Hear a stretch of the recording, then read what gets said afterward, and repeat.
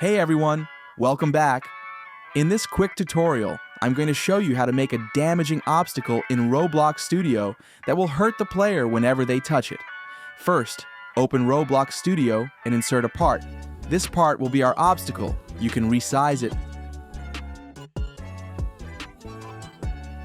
color it, or make it look like lava, spikes, or anything you want.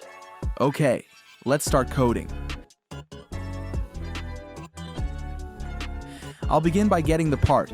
This line makes sure the script knows which part we're working with. Next, I'll set how much damage the player should take.